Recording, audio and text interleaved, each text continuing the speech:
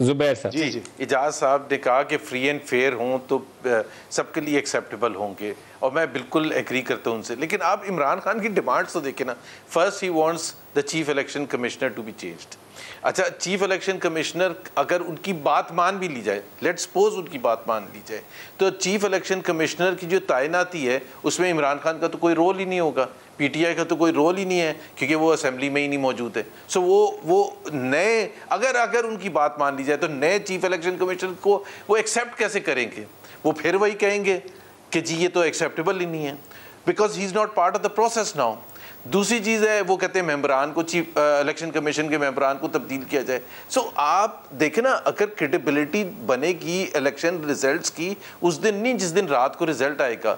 इसका तो सारा प्रोसेस पहले दिन से सबके लिए काबिल कबूल होना चाहिए। ये तो नहीं हो सकता कि जिस दिन रात को रिजल्ट आए और उनको वो रिजल्ट ना मिले जो वो चाहते हैं, तो उसके दूसरे दिन फिर वो चार्ज बहुत ज़्यादा होंगे। आज तो उनको उम्मीद है कि अभी इलेक्शन होने, इमेजिन करें कि जिस दिन इलेक्शन हो गया और वो नहीं जीत सके उस तरह से जिस तरह से वो चाहते हैं, तो उस दिन उनकी हालत क्या होगी? वो सबको डी चौक में उठा के ले आएंगे। फिर तो देन उनके लिए मारा मारी होगी, उनके लिए देन ऑल विल बी। जी सर, आप वापस अप्रैल 9 पे चले जाएं, उनको हुकूमत दें और घर जाएं सर।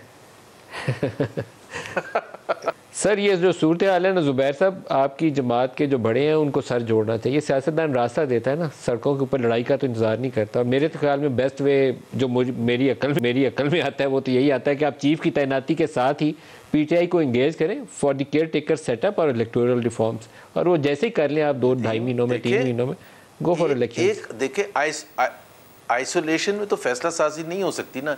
इमरान खान जब हुकूमत में थे, वजीर आजम थे, तो उस वक्त वो हाथ मिलाना नहीं गवारा करते थे। अब तो उनकी जो उनकी थॉट प्रोसेस है और जितने वो एंग्री ओल्ड मैन हैं इस वक्त, और जिस तरह से वो सब के साथ लड़ने के लिए तैयार हैं, आप सोच सकते हैं कि जी एक कंसेंसस क्रिएट हो सकता है इलेक्टोरल प्रोसेस के लिए? नहीं क्रिएट हो सकता, because he is not ready to even. उस वक्त वो नहीं, और जब वो अपोजिशन में थे 2018 से पहले, उस वक्त भी वो हाथ मिलाने के लिए तैयार नहीं थे। और उन्होंने बार बार इजहार किया, वो कहते हैं टीटीपी के साथ मुज़ाकरात हो सकते हैं, मैं हर एक के साथ कर सकता हूँ, मैं दहशत गर्दों के साथ कर सकता हूँ, लेकिन शहबाज शरीफ के साथ और ख्वाजा आसिफ के साथ और आसिफ जरदारी के साथ नहीं बैठ सकता।